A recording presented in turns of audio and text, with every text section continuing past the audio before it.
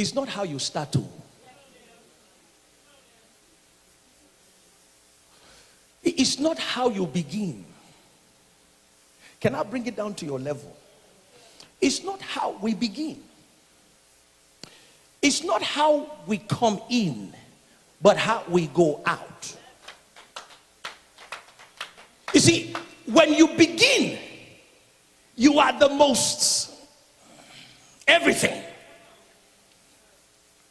When you start, everybody wants to get attracted to you.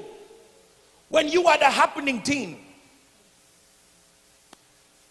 When Jesus came and was launched into ministry, and when God started using him to perform miracles, he attracted crowds. The Bible said that he fed over 5,000 people. 5,000 were following him. That was the beginning. When I started my Facebook page, I had so many thousands of people following me. But when I started throwing some truths, some raw truths, from over 2,000-3,000, my Facebook came to about 1,000 plus. It's not the beginning, it's the end. The question is, can you stand to the end? We have a problem of stability as children of God. We have a problem of, can we finish this race? You see, everybody wants to follow the crowd, but nobody wants to carry the cross because it is extremely heavy. It's okay to follow the crowd sometimes. That's where it's happening. And I told Mama today, I said, I'm so happy for the number of people that God has given to me. Those who are loyal in the house. Those who are faithful in the house. Because of you, I take time to pray and go on my knees to cry to God. Because of these ones who are loyal, you must visit them. You must remember them.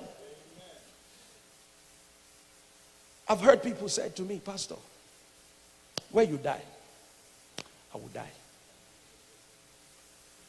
This ministry, we will make it work no matter what. That was the beginning. We did everything that we could do.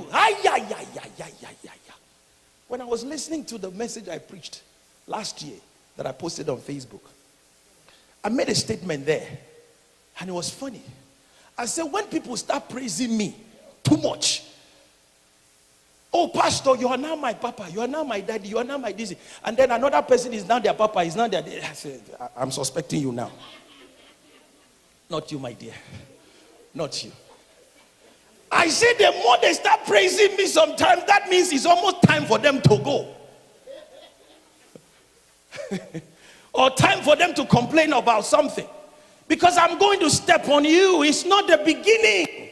The beginning is always sweet. Let me show you something. Let me show you something real quick. Just to add to what he said. Just to bring it down to your level. Just to add to what he said. Ecclesiastes 7. Ecclesiastes 7:8. Verse 14. Chapter 7, verse 8 to 14. He says, better is the end of matter than the beginning thereof. And the patient in spirit is better than the proud in spirit. It only takes the proud in spirit not to walk to the end of a matter. It only takes a proud in spirit not to finish an accomplishment. They are neither hot nor cold. They are neither there nor here. The Bible says in the book of Revelation that I don't understand who you are, and because of that I'm going to spit you out. You know, spit. My wife don't like anything bitter, especially things like bitter leaf. She says she can't understand it. How can you be eating food and it's bitter and you are swallowing it? I said, that's my delicacy. Me, I will swallow that thing. Where? The bitter, the better. For me. But she cannot comprehend it. Because she doesn't understand that. She's not raised in that way to understand that. Ecclesiastes 3:11. 3:11. He had made everything beautiful in his what? His own time. Not your own time.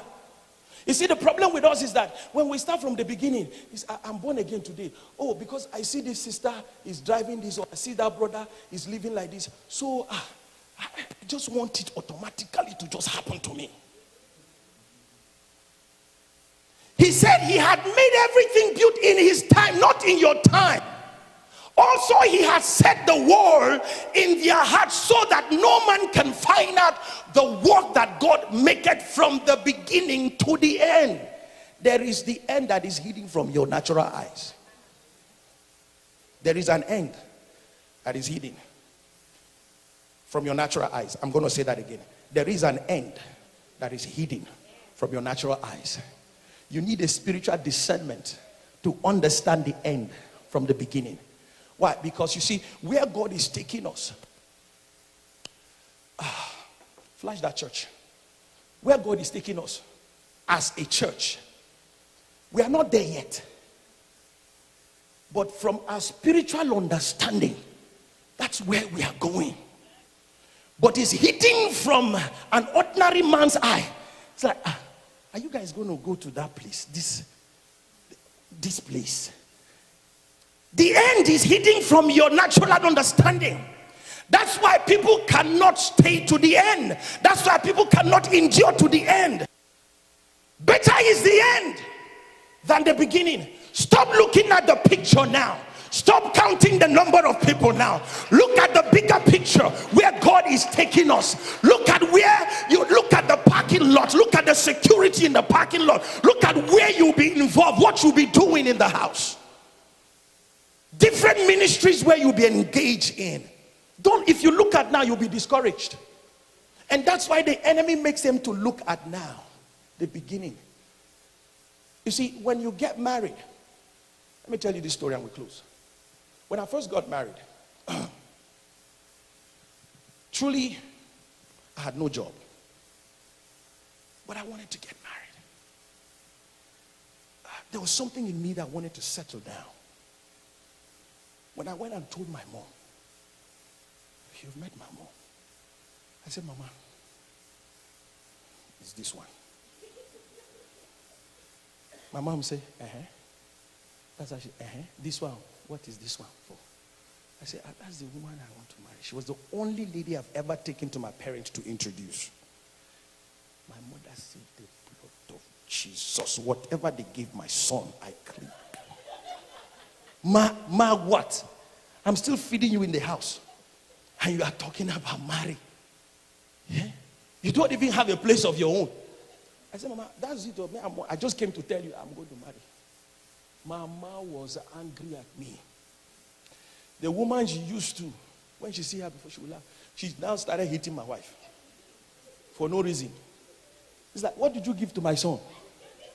That all of a sudden right now he wants to not get married. I am thinking that he's probably going to be in his late 40s before he starts thinking of getting married. And of course, things are different. That after we finally got married, it's not the beginning. My mother now said, thank God you married this man here. You took my son. Because you see, sometimes our destinies are tied to some people, somebody. Our destinies are tied to somebody. Don't let anybody cut you away from destiny. The devil has made some people, the devil has cut off some people, and maybe I'm the one that held the key that would have unlocked one little thing somewhere for them. But the devil has made them, look at the beginning now. What is going on here? Nothing. There's another man of God who can pray thunder and fire down. see, that's always the picture. We look at the small now. We don't look at the bigger picture. What I'm looking at and what I'm prophesying, I'm telling you, your life, what I'm seeing, you cannot be a member of Living Praise Church and somehow God will not reach out to you. A faithful member of Living Praise Church, that's the covenant I made here. It's not about me, it's about the church, it's about the people. If God blesses me, you have to bless the people of God, one way or the other. And God increases and gives us a big place. And so when I didn't have a job, I said I want to get married. Do you know I married my wife? I didn't have no job. How it happened, I didn't know. God made it. We had over 2,005 in those days. Think about it. 5 people. All kind of dignitaries that came. Then after the wedding, that was the beginning. You see, there's a difference between marriage and wedding. You see, the wedding is the ceremony. It's the ceremonial part of the enjoyment. But the real marriage begins the next day, when everybody is now gone. That's when you and your wife start to look at yourself. What did we get ourselves into? I had a car, a little Toyota Corolla that I had. I was only a singer and a worship leader, a minister in this church. That was all. And the food and whatever they gave us, the thing was just going down day by day. All my relatives came from my village and dwelled in my house. The house that I managed to get. One by one, everybody started checking out. As the food is going down, everybody is checking out. Everything is checking out. Honestly speaking, I turned to my wife, I said, are you sure we did this right? I think maybe we rushed it too. Because right now we don't know how to survive. Let me tell you what. Her late father, who was then an ambassador, you guys want to get married. Oh, no problem, get married. And that's it. They gave us the blessings, no problem. We were left alone. When you come to a place of alone, that's when you begin to hear God's voice clearly. Did I do the right thing or the wrong thing? God can never speak to you in the place of so many crowd or so many people until you are in a place of loneliness by yourself and you are crying and wondering, how will I do this? There's no any other way out. That's when God shows up. God shows up at the end of a matter. Not at the beginning of a matter, but at the end of the matter. When he shows up fully. When he shows up with an answer. When he shows up with favor. When he shows up with a blessing. Somebody said the end is better. Wait for it. The end is better. It was through my wife today that I'm here in America. In Nigeria, we were wondering how we're going to do it. But the end justifies the beginning. So right now you might be struggling and wondering, and people will be like, oh, see this one. You know how some people look at and do, I love these African people. There's a way they talk with their sister. And then when they say, hey, my sister, how are you? I say, where does she even think she's going? Because they are looking at the now. They are looking at the now. That's why you got to continue to pray earnestly and fervently, because you need to also understand that there are enemies who are always praying against you and wishing your downfall and wishing things don't happen for you. But when you know where you are going and you know the end carries more weight and the end carries more blessings, discouragement may come, but you are moving forward because there's something greater that you are pushing ahead. No matter who says you can't make it, you gotta keep moving, because the Bible says that